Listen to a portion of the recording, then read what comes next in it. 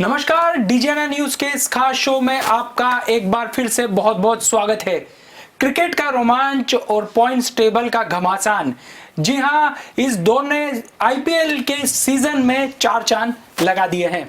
हम आज के मैच की बात करेंगे, लेकिन उससे पहले महत्वपूर्ण बात यह है कि मुंबई ने कल बेंगलुरु के खिलाफ अपना मुकाबला जीत लिया और इस शानदार जीत के साथ लगभग प्लेऑफ में पहुंचने की पूरी तैयारी कर ली। हालांकि आधिकारिक तौर पर अभी नहीं कहा जा सकता कि मुंबई ने क्वालिफाई कर लिया है, क्योंकि अभी जो संभावना है उसके मुताबिक 5 टीमें ऐसी हो सकती है जो 16 पॉइंट अर्जित कर सकती है। लेकिन फिलहाल मुंबई ने अपने शानदार प्रदर्शन के बल पर लगभग अपना मुकाम हासिल कर लिया है और अब देखना खास होगा कि आखिर वो कौन सी टीमें हैं जो आने वाले समय में प्लेऑफ में क्वालिफाई कर पाती है। हमारे साथ हमारे क्रिकेट समीक्षक के तौर पर एक बार फिर से सुखदेव सिंह गुम्मन सर मौजूद हैं और उनके साथ मौजूद हैं पूर्व क्रिकेटर और क्रिकेट जगत की जानी मानी हस्ती देवाशीष नीलोसे सर। सर, आप दोनों का बहुत बहुत स्वागत है। सर, आज का मुकाबला है चेन्नई वर्सेस केकेआर, लेकिन कल की बात कर लेते हैं क्योंकि कल विराट कोहली को एक बार फिर झटका लगा है और वो भी बड़ा जोर के। अभिषेक, मुझे लगता है कि कल कहीं ना कहीं विराट कोहली चूक गए। दोनों कप्तानों को अपने मन की करने को कल मिली। पोलार्ड ने टॉस जीता और विराट को बैटिंग करने के बोला और विराट ने भी बोला कि हम पहले बल्लेबाजी करना चाहते थे। एक अच्छी बल्लेबाज की विकेट के ऊपर, जिसमें बॉलर्स को ज़्यादा मदद नहीं मिल रही थी और आपके ओपनर्स अच्छी बैटिंग कर रहे थे। 6 ओवरों में 54 रन बनाए। ओपनिंग बैट्समैन ने 71 रन की पार्टनरशिप करी। उस समय तक हमें ऐसा लग रहा था कि जिस रन रेट से आरसीबी खेल रही है, कहीं पे भी 190 प्लस स्कोर इजीली चेज हो जाएगा। पर कहीं ना कहीं सोच की कमी मैं कहूँगा कि आपके सामने जसप्रीत बुमराह बॉलिंग कर रहा है और वो बहुत अच्छी बॉलिंग कर रहा था। कल ऐसा लग रहा था कि फिजिकली, मेंटली, टेक्निकली वो प्रिपेयर हो गए थे कल के मैच के लिए, क्योंकि उस मैच से पहले हम सब लोग और जो भी क्रिकेट के जानकार हैं या क्रिकेट खेलते हैं वो यही समीक्षा कर रहे थे कि पिछले मैच में 8 बॉलों में एबी डिविलियर ने 28 रन बनाए, तो कहीं ना कहीं और उनके यॉर्कर्स को बहुत अच्छा खेला। तो मुझे ऐसा लगता है कि जसप्रीत बुमराह अपने आप को बहुत तैयार करके आए थे कि इस मैच में मुझे अच्छा खेलना है। रिदम में दिखे और जितनी शानदार बॉलिंग उन्होंने करी, 3 विकेट लिए। उस समय मुझे ऐसा लगता है कि कप्तान विराट कोहली को जो उन्होंने उसको पुल शॉट मारने की कोशिश करी, एक शॉर्ट ऑफ लेंथ बॉल उठकर ऊपर आ रही है, अंदर आपकी बॉडी पे आ रही है, अगर आप उसके ओवर को सी ऑफ करते, सिंगल्स लेते। दूसरी तरफ देवदत्त पडिक्कल इतना अच्छी बैटिंग कर रहा था आपका और आप बहुत बढ़िया कंफर्टेबल पोजीशन में थे। 190 बल्कि ऑन द कॉन्ट्ररी 200 प्लस भी रन बनाने उस समय पॉसिबल थे।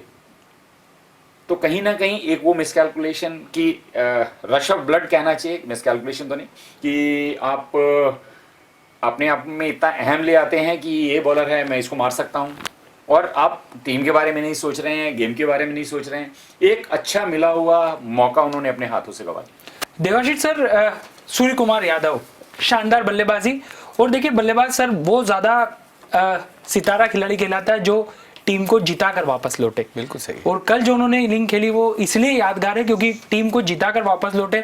थोड़ा सा उन्होंने टीम को भी बताया कि चिंता की बात नहीं है, मैं हूं ना, और साथ ही साथ विराट कोहली को थोड़ा चिढ़ाते हुए भी दिखे कि मेरा सिलेक्शन आखिर ऑस्ट्रेलिया दौरे पर क्यों नहीं हुआ।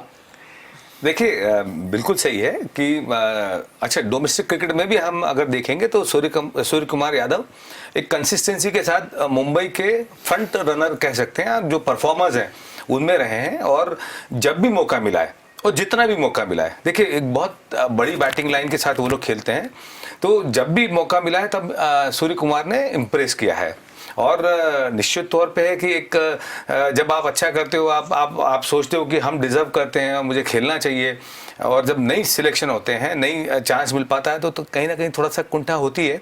और वो देखिए वो सबसे बड़ी प्लेयर की खासियत होती है कि जो भी चीज़ है, अगर मुझे आपसे कोई शिकायत है या मुझे आपको दिखाना है तो मैं बोलने की बजाय करके दिखाऊं। रणभूमि में जवाब दिया जाएगा। तो सूर्य कुमार ने वो जो रिप्लाई दिया है वो बैटिंग करके दिया है, और यही खुन्नस जो हम कहते हैं होना चाहिए कि ठीक है, मुझे आपने कंसीडर नहीं किया, लेकिन आज अगर स्थिति बनती है तो मैं टीम को मैच जिता के दूंगा।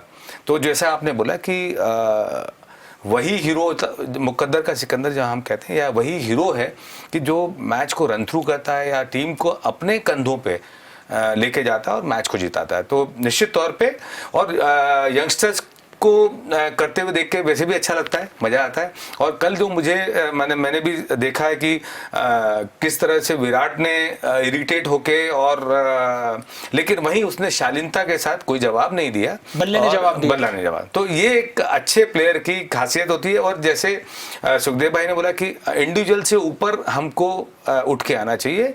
नो डाउट आप बहुत बड़े प्लेयर हो, बहुत बड़े सितारे हो, लेकिन टीम की बात जब आती है तब आपको टीम को पहले सोचना चाहिए, इंडिविजुअल कैरेक्टर से ऊपर उठ के आना चाहिए। तो ये विराट में जो खिसियाट भी हम कह सकते हैं, एग्रेशन अलग जगह है, एक्स्ट्रा लेकिन इरिटेशन जो होता है वो आपको इरिटेशन नहीं होना चाहिए, एग्रेसिव होना चाहिए। वहीं आपको सामने वाले का रिस्पेक्ट भी, भाई अगर कोई प्लेयर अच्छा कर रहा है, कोई टीम अच्छी कर रही है तो आपको रिस्पेक्ट करना चाहिए। तो ये एक बड़ी जी, मैं आपके साथ हूं। जैसे आप कह रहे थे कि सूर्य कुमार यादव को टीम में, इंडिया टीम में सिलेक्शन ऑस्ट्रेलिया टूर के लिए करना चाहिए था पूरे टूर्नामेंट में। और जैसे देवाशीष भाई ने बोला कि रणजी में भी उन्होंने बहुत अच्छा मैच किया, बहुत अच्छे रन किए, और कहीं ना कहीं वो वाजिब सिलेक्शन बनता था उसका। बट फिर भी क्या होता है कि आपको एक limited number of players overseas जब ट्रिप पे जाते हैं तो लेके जाने होते हैं। और उनके साथ साथ तो मैं तो ये भी कहूँगा कि देवदत्त पडिक्कल के पास में कोई इंटरनेशनल एक्सपीरियंस नहीं है और बहुत बड़ा डोमेस्टिक एक्सपीरियंस भी नहीं है, पर उस बच्चे ने आकर और जिस तरीके से अभी बैटिंग करी है, आप देखिए कल भी 74 रन बनाए, और कहीं ना कहीं उसमें क्लास लगती है। और इस तरह के प्लेयरों को हम लोगों को टीम के साथ में हो सके तो ले जाना चाहिए, क्योंकि क्या होता है आपको एक एक्सपोजर मिलता है जब इंटरनेशनल ट्रिप पे जाते हैं, आप टीम के साथ रहते हैं, आप प्लेइंग 11 में नहीं, कोई बात नहीं, और सीनियर खिलाड़ी का आपको एक्सपीरियंस मिलता है, वो मिलता है। आप डिफरेंट विकेट्स पे खेलते हैं, डिफरेंट टीमों के साथ खेलते हैं, वहाँ के बहुत सारे बॉलर्स आपके साथ असिस्ट करते हैं जो प्रैक्टिस बॉलिंग के लिए आपको काम करते हैं साथ में। तो एक इंटरनेशनल लेवल का एक्सपीरियंस आपकी टीम के साथ उसको ग्रूम करना, ब्रीड करना बहुत अच्छा है, आने वाली पीढ़ी के लिए आपके क्रिकेट तैयार कर रहे हैं। सर इसमें मैं ऐड करना चाहूंगा, जैसे सुखदेव भाई ने बताया कि ये देखिए हम सौरव गांगुली को क्यों याद करते हैं कि सौरव ने भी वो यंगस्टर्स को लेकर टीम बनाई और भरोसा किया, और आपको जहां लगा कि ये टैलेंटेड है तो उसको पिक किया। तो मैं I am totally agree with Sukhdev भाई कि ये मौके हैं जब यंगस्टर्स को हमको ग्रूम करना चाहिए, टीम के साथ ट्रैवल कराना चाहिए और उनको एक्सपोजर देना चाहिए। ये कोच भी बोल रहा है, ये कह सकते हैं ये कोच बोल रहा है। लेकिन सर देवदत्त पडिक्कल की एक बात कहना पड़ेगा, क्योंकि हम इस पूरे टूर्नामेंट में देखें तो यंगस्टर्स बहुत तेजी से उभर कर सामने आए, लेकिन एक परेशानी सबसे ज्यादा ये होती है कंसिस्टेंट परफॉर्मेंस नहीं हो पाता। लेकिन ये एक ऐसा खिलाड़ी है जो लगातार बेहतर से बेहतर करते जा रहा है। हम बात करें अब्दुल समद की, अभिषेक शर्मा की बात करें, हम प्रियम गर्ग की बात करें, उसके साथ साथ जितने भी यंगस्टर, संजू सैमसन की बात करें, अच्छा खेलते हैं। एक मैच के बाद 4 इनिंग तक पता नहीं चलता क्या वो फिर 5वीं इनिंग में रन बनाए, लेकिन ये खिलाड़ी लगातार एक जैसा। अभिषेक इन दोनों नहीं, देवदत्त पडिक्कल की बात करें तो बहुत इंप्रेस किया उसने, यंगस्टर है और फील्डिंग भी कल देखिए कितना क्या कमाल कैच पकड़ा, कैच लिया उसने। मतलब ये दिखाता है कि आप कितने कमिटेड हैं, आपका मोमेंटम आपके साथ कितना है, आप टीम के लिए क्या करना चाहते हैं। कल भी मौका मिला, 74 रन बनाए, कैच अच्छा लिया, और पिछले मैचेस में उन्होंने अच्छे रन किया। वो पहले उन्होंने 2-3 50 किए, उसके बाद 50 नहीं कर पाए, पर कहीं पे भी 25, 30, 35, 40 रन उन्होंने लगभग हर मैच में बनाए, जो हर टीम कैप्टन एक्सपेक्ट करता है कि मेरा एक बल्लेबाज है उसको इतने रन बनाने चाहिए। तो ऐसे कंसिस्टेंट प्लेयर्स को कहीं ना कहीं रिवॉर्ड मिलना चाहिए कि ठीक है आप बहुत सारे लोग नहीं ले सकते हैं, बट डेफिनेटली मुझे ऐसा लगता है कि आने वाले समय में वो इस कंटेंशन में रहेंगे, और आप जो भी परफॉर्मेंस करते हैं वो निगलेक्ट नहीं हो सकती है, उसमें आपको थोड़ी देर हो सकती है, बट कहीं ना कहीं सिलेक्शन कमेटी को देखना पड़ेगा और उसका रिवॉर्ड मिलेगा। अच्छा, कुछ प्लेयर्स में स्पार्क दिखता है, कुछ ऐसा लगता है आपको, जैसे हम रोहित शर्मा की बात करें कि इनिशियली रोहित बहुत टैलेंटेड, हम शुरू से कहते हैं कि रोहित बहुत टैलेंट, पर रोहित को जितने चांस दिए हैं और उन चांस को के बाद रोहित एक निखर कर आए, मैच्योर्ड परिपक्व बल्लेबाज बने हैं। तो ऐसे कुछ स्पार्क, जैसे सुखदेव भाई ने बोला पडिक्कल, ऐसे हमको कुछ प्लेयर्स को आपको मार्कआउट करना पड़ेगा, और ऐसा स्पार्क दिखता है तो निश्चित तौर पे आप चांस तो दीजिए और उनको चांस दीजिए, ग्रूम करिए, और निश्चित तौर पे वो रोहित जैसे ही आपको बड़े प्लेयर बन के बताएंगे। सर लेकिन विराट कोहली को अब यहाँ थोड़ा सा खुद पर संयम रखने की जरूरत है, और अब इरिटेट ना हो, क्योंकि हो सकते हैं यहाँ पर थोड़ा सा, कई बार हम देखते हैं कि विराट कोहली आपा खो देते हैं, और ऐसे समय जब अब आप प्ले ऑफ के बिल्कुल मुहाने पर खड़े और कल फिर एक मुकाबला हार गए, क्योंकि आरसीबी अब जितना हारेगी बॉटम टीम को उतना आगे आने का मौका मिलेगा, क्योंकि ये टॉप 3 की टीम। अभिषेक, मैं आपसे सहमत हूँ। जब बड़े मैचेस होते हैं तो आपके बड़े प्लेयर्स को हम बिग गन्स बोलते हैं, उनको फायर करना चाहिए।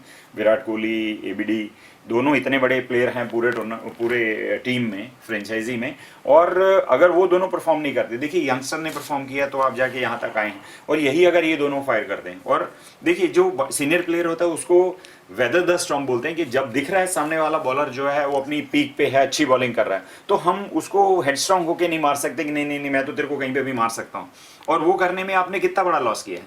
कल की डेट में मुझे ऐसा लगता है कि अगर हम लास्ट में भी देखें तो वो बाद में बैटिंग में विकेट को इतना ईजी नहीं था।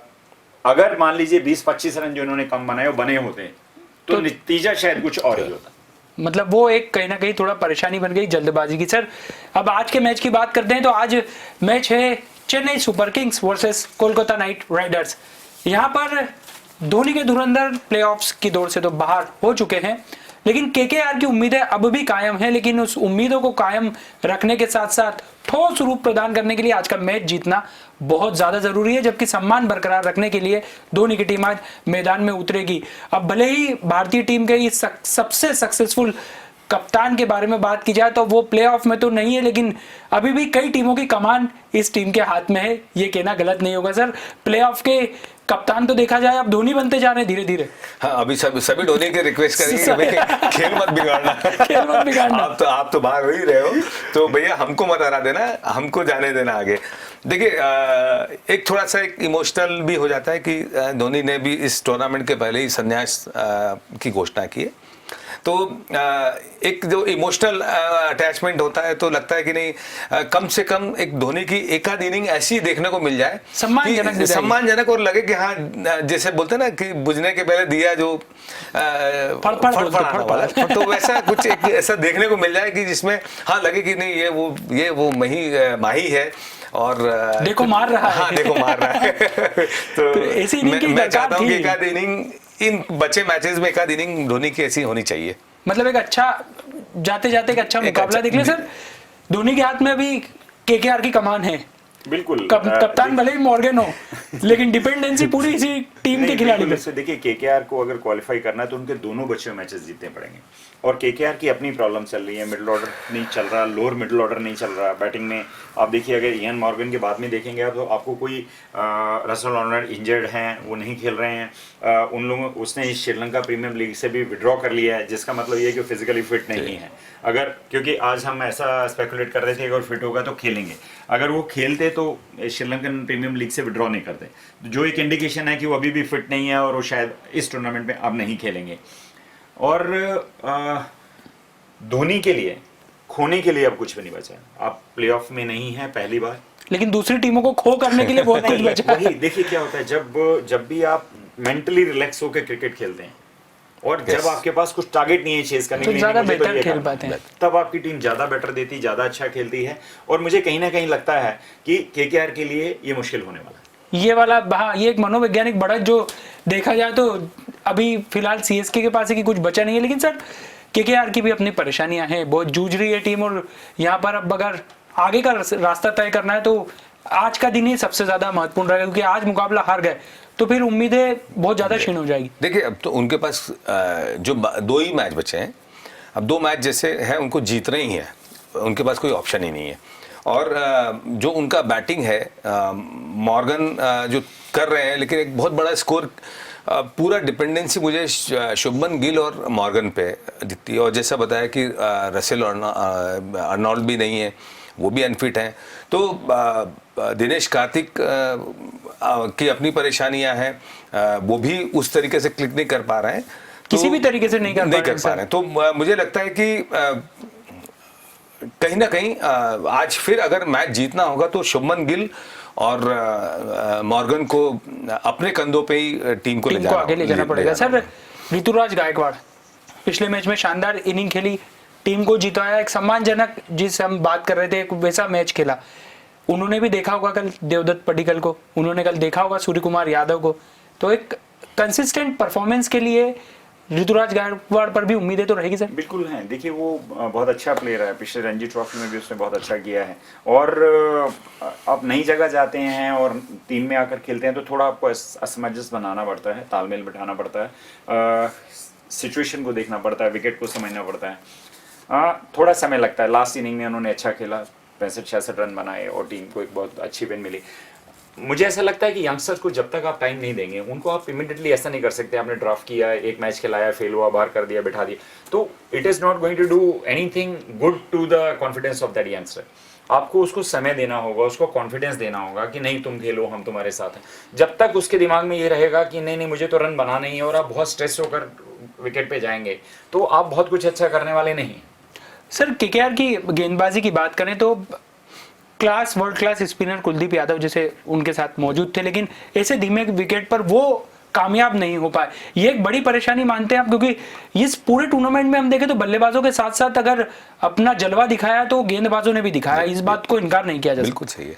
देखिए कुलदीप का इस पूरे टूर्नामेंट में up to the mark perform नहीं करना एक बहुत बड़ी चीज़ है, क्योंकि कुलदीप केकेआर ही नहीं, इंडियन टीम का भी एक बहुत अहम हिस्सा रहे हैं।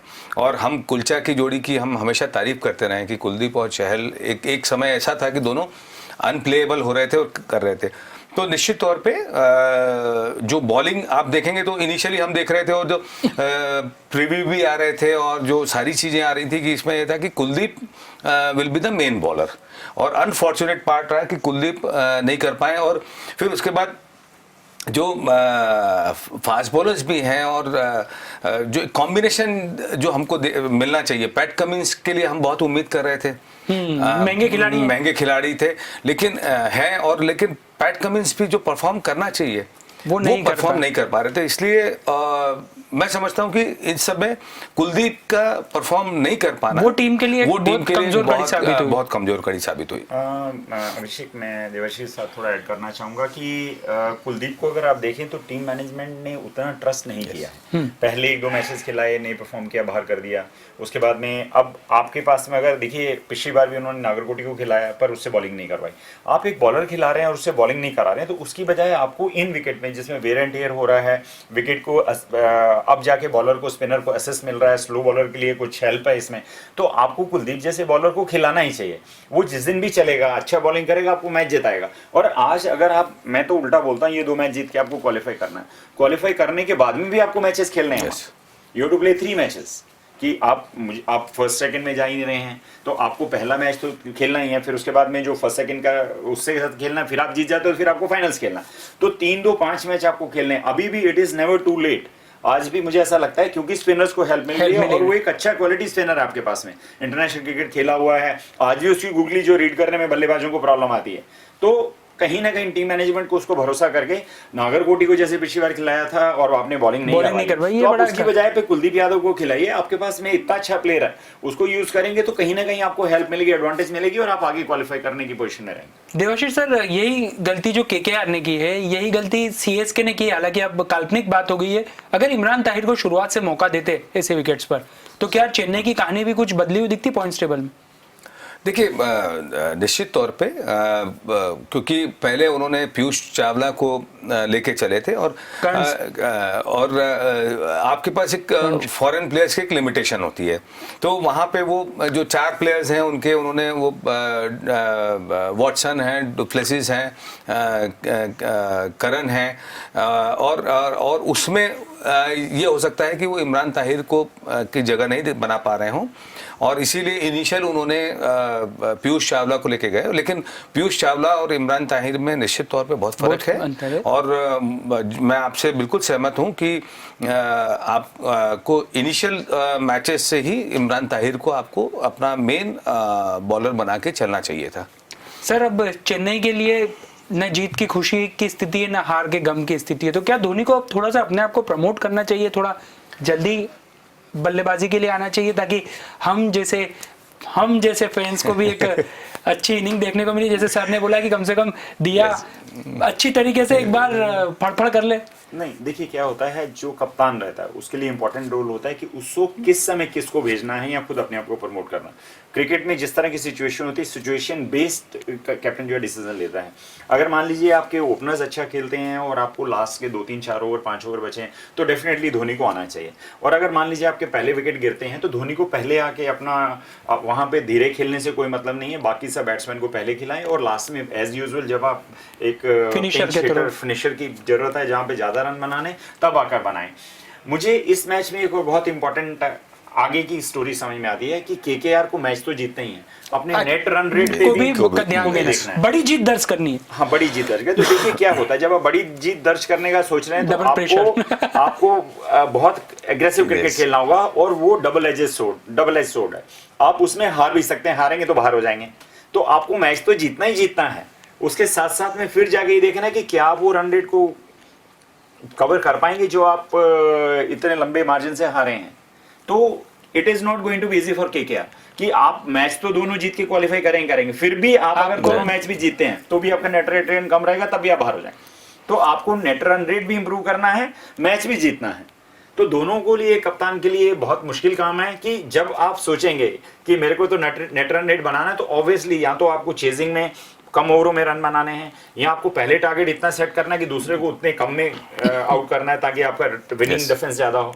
दोनों करने में कहीं ना कहीं बड़ा रिस्क इन्वॉल्व है, और उस रिस्क में अगर आप मैच हार दें तो आप ऐसे टूर्नामेंट से बाहर हो जाएंगे। तो बहुत मुश्किल वाली सिचुएशन के क्या मतलब यान मॉर्गन के लिए जरूरी कि धोनी के साथ कुछ गुप्त समझौता कर ले तभी कुछ। ये बड़ा इंटरेस्टिंग है कि जितनी भी टीमें हैं जो ऊपर आना चाहती हैं, भाई बड़ी टीमें जो आज थोड़ा सा अपने आप को सेफ पा रही हैं, सेफ जोन में, कंफर्ट जोन में है, ये जो जितनी भी नीचे वाली जो टीमें हैं जो ऊपर आना चाह रही हैं, उनके साथ सुखदेव भाई ने जो बोला वो बहुत बड़ी चीज है कि आपको जीतना ही इंपॉर्टेंट नहीं है, नेट रन रेट को कैसे इनहेंस करके और कैसे बड़े मार्जिन से आपको मैच को जीतना है।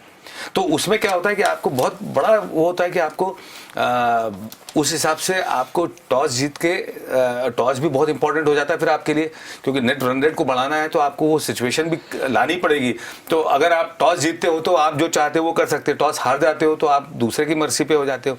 तो बड़ा इंटरेस्टिंग सा टेबल जहाँ होना है, जहाँ ये नेट रन रेट वाली चीज बड़ा इंटरेस्ट लाएगी। कोई भी टीम जो है ना, टॉस तो आप जीत गए, तो टॉस जीतने के बाद आप ऐसा डिसाइड करते मैं पहले बैटिंग करूँ। आपको अपनी स्ट्रेंथ पे काम करना पड़ेगा। आपकी बॉलिंग यूनिट अच्छी है तो आप सामने वाले को बैटिंग कराइए, आपकी बैटिंग यूनिट अच्छी है तो आप पहले बैटिंग करिए।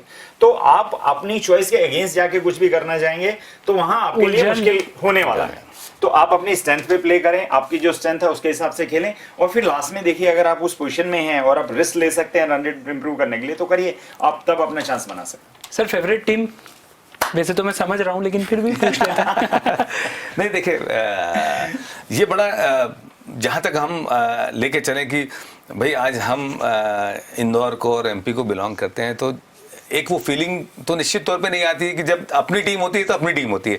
आज अगर मुंबई का कोई प्लेयर है तो वो निश्चित तौर पे मुंबई इंडियंस को, या दिल्ली का है तो दिल्ली को, बट फिर भी वो फिर हम भावनाओं को किनारे रख के और फिर हम ऐसे मैनिपुलेटर हो जाते हैं। तो मुझे भी लगता है कि टेबल को इंटरेस्टिंग बनाए रखने के लिए केकेआर को आना चाहिए, जीतना चाहिए।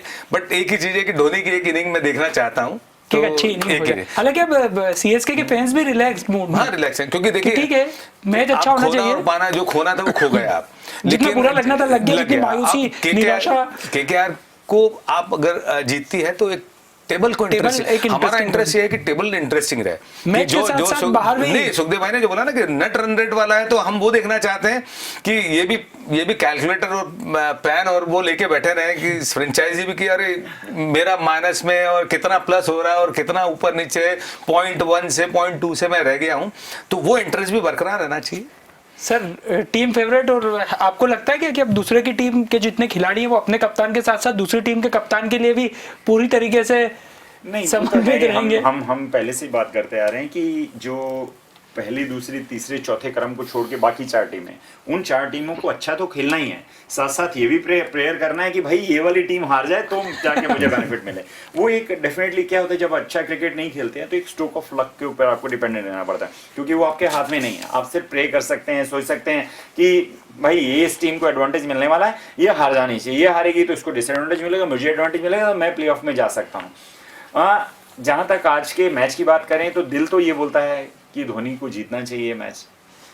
दिमाग की बात करें तो दिमाग, अगर हम टेक्निकली देखें दोनों टीम तो केकेआर बहुत अनकंसिस्टेंट खेल रही है। कोई उनके पास में ऐसी परफॉर्मेंस नहीं रही है जिसमें कंसिस्टेंसी रही हो कि लगातार अच्छा क्रिकेट खेल रहे हो। किसी दिन 84 पे 8 बनाते हैं, किसी दिन 195 बनाते हैं, अगले दिन फिर जाके शारजा जैसी विकेट पे 185 बना पाते हैं।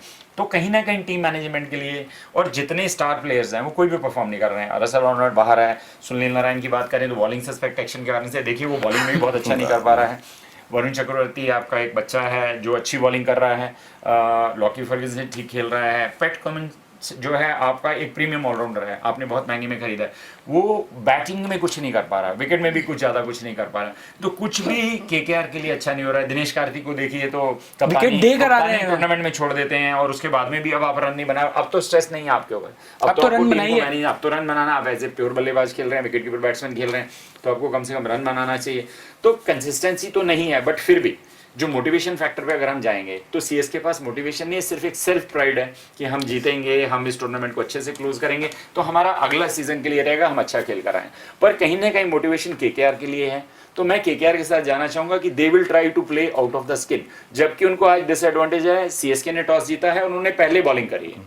आपको बाद में बॉलिंग करना है और वहां पे ड्यू फैक्टर होता है। ड्यू फैक्टर होने के कारण से बहुत बड़ा एडवांटेज आपको है कि जो विकेट पे बॉल नहीं आती है, ड्यू आने के कारण से थोड़ी क्विक हो जाती है, स्टिकी हो जाती है बॉल और वो आपके बैट पे जल्दी आने लगती है, आप अच्छे रन बना सकते हैं। बॉलर के लिए उस बॉल को हैंडल करना मुश्किल है, फील्डर्स के लिए फील्डिंग करना मुश्किल है। तो एक एडवांटेज डेफिनेटली टॉस से मिलता है जो धोनी को मिल चुका है, बट फिर भी मैं केकेआर के साथ जाना चाहूँगा। कुल मिलाकर केकेआर के लिए परफॉर्मेंस के साथ साथ प्रार्थना का भी एक महत्वपूर्ण उनके लिए भूमिका रहेगी। सर जाते जाते कल की बात कर लेते हैं, क्योंकि कल भी एक बड़ा मुकाबला है। किंग्स 11 पंजाब कल मैदान में होगी और उनके सामने होंगे राजस्थान के रजवाड़े यानी राजस्थान रॉयल्स की टीम।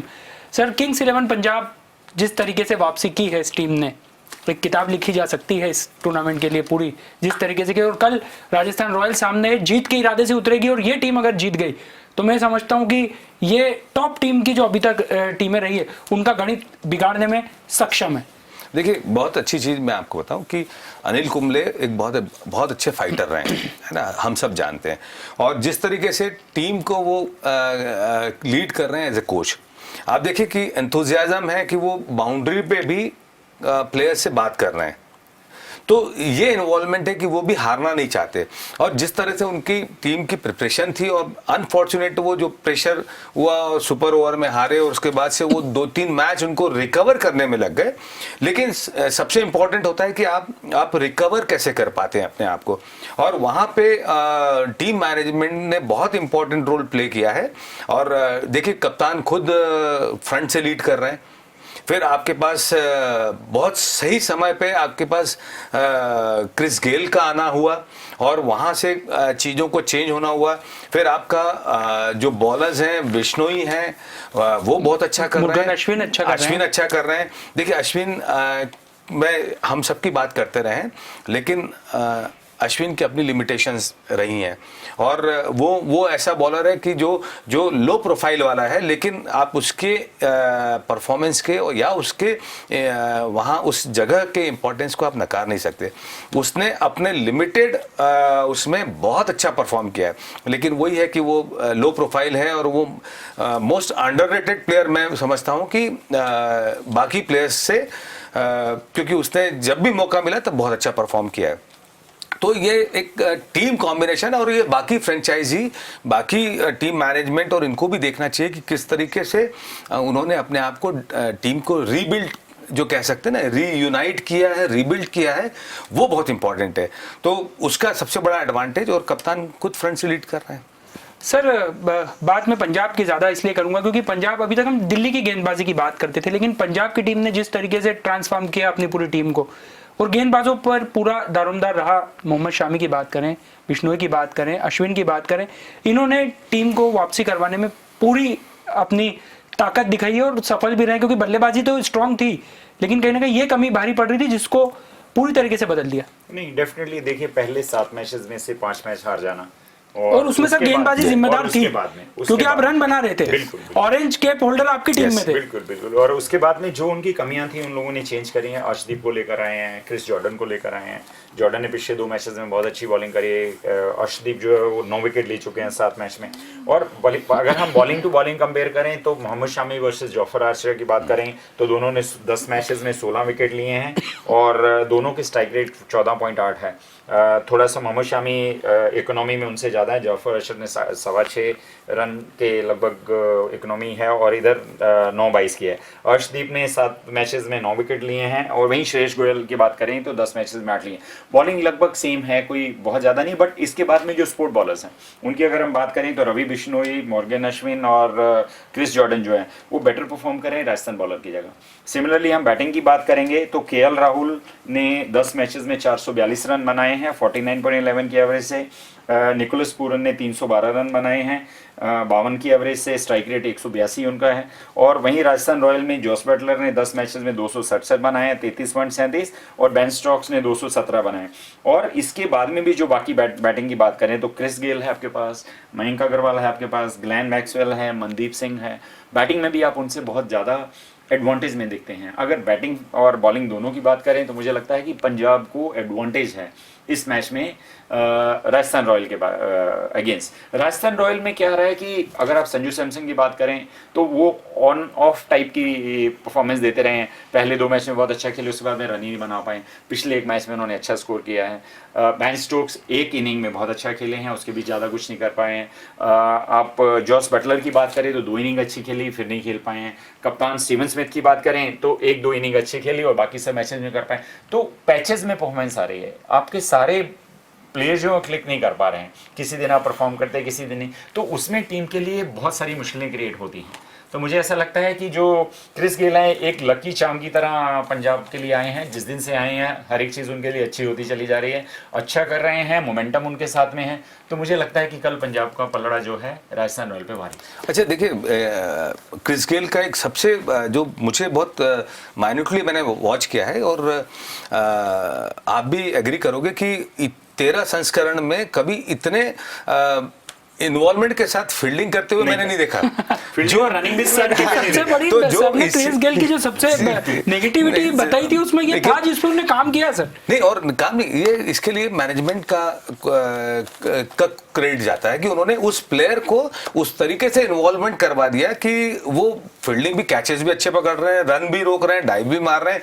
और जहां 1 रन से वो संतुष्ट हो जाते थे कि मैं देख लूंगा, छक्का मार दूंगा, 2-3 छोटे शारजाह के मैदान पर हमने पिछली बार देखा शारजाह के मैदान में किस तरह से सेकंड रन ले रहे हैं और बिल्कुल नेक टू नेक मुश्किल से ही पहुंच पा रहे हैं वहां तक करते कि आप कम से कम आपका इंटेंट है, आप सोच रहे हैं। नहीं तो पहले वो सोचता नहीं था मुझे 2 नहीं, मुझे तो 1 ही लेना, छक्का मार दूंगा। हाँ, मतलब अब यही क्रेडिट है और यही क्रेडिट है टीम मैनेजमेंट का कि उन्होंने हर प्लेयर को अपना जो एक इम्पोर्टेंस है वो दिखाया है कि भाई आप कितने इम्पोर्टेंट है इस टीम के लिए, आपको क्या रोल प्ले करना है, आप कितना मेजर रोल प्ले कर सकते हो। ये एक अनिल कुंबले ने दिखाया और देखिए टीम में के परफॉर्मेंस में फर्क दिख ही रहा है। यानी कल वैसे भी अभिषेक क्रिस गेल 2020 का इतना बड़ा प्लेयर है कि उसको आप कंपेयर कर सकते हैं क्रिकेट में। अगर डोनाल्ड ब्रैडमैन है तो वो 2020 का डोनाल्ड ब्रैडमैन है, तो उसका इतना बड़ा स्ट्रेचर है। और उसके बाद में भी आप देखिए पहले 7 मैचेस तक उसको टीम मैनेजमेंट बाहर बैठा के रखती है, खिलाया नहीं उसको। तो एक इस तरह के लेवल के प्लेयर के लिए एक अहम भी होता है कि एक उसका ये भी रहता है अरे यार मुझे क्या सेल्फ रिस्पेक्ट है, मुझे कैसे बाहर बैठा हुआ, मैं क्यों नहीं खेल रहा हूँ, मैं क्यों नहीं। मौका मिला तो मौके से देखिए वो किस तरह से कितना अच्छा खेल रहे हैं। हर एक मैच में उन्होंने अपनी जैसी परफॉर्मेंस चाहिए, जैसी टीम मैनेजमेंट को उसकी रिक्वायरमेंट थी, वैसा उसने फुलफिल किया, ट्रांसफॉर्म कर दिया। तो कल T20 के यूनिवर्सल बॉस मैदान में होंगे और हमारे स्टूडियो के दोनों यूनिवर्सल बॉस आप दोनों के लिए भी बहुत हमारे तो एनसाइक्लोपीडिया है आंकड़ों के साथ आप दोनों का ही सब बहुत हम इसीलिए आंकड़ों से इनसे बहस नहीं करते। आंकड़ों पे सर देख रहा था कि मुझे लगता है कि अपनी स्क्रीन पर चार्ट की जरूरत नहीं है, हमारे साथ सर हैं। आप दोनों का सर बहुत बहुत धन्यवाद। तो कुल मिलाकर कल का मुकाबला तो अहम है ही, लेकिन आज जिस तरीके से सीएसके की टीम मैदान में उतरेगी तो पूरी निगाहें हम सभी की ज्यादा केकेआर पर होगी, क्योंकि केकेआर को न सिर्फ मुकाबला जीतना है बल्कि नेट रन रेट का भी ख्याल रखना है और दूसरी तरफ दुआएं करना है कि चेन्नई सुपर किंग्स बेहतर प्रदर्शन ना करे, वरना रास्ते कहीं ना कहीं बंद होंगे केकेआर के प्लेऑफ में पहुंचने की दावेदारी के लिए। तो फिलहाल हमारे इस खास शो में इतना ही, लेकिन डीजेना न्यूज के साथ आप बने रहिए और हम आपको एक खास जानकारी दे दें कि 3 तारीख को मतदान के दिन हमारा खास स्पेशल कवरेज रहेगा, जो सुबह से लेकर रात तक आपको तमाम चुनाव से जुड़ी खबरों को अपडेट्स देते रहेगा। तो आपको हमारे साथ लगातार बने रहना है। फिलहाल क्रिकेट के मैदान से इतना ही, लेकिन चुनाव के मैदान से जुड़ी इस तमाम विश्वसनीय खबरें हमारे चैनल पर जारी है। बने रहिए हमारे साथ। इजाजत दीजिए, नमस्कार।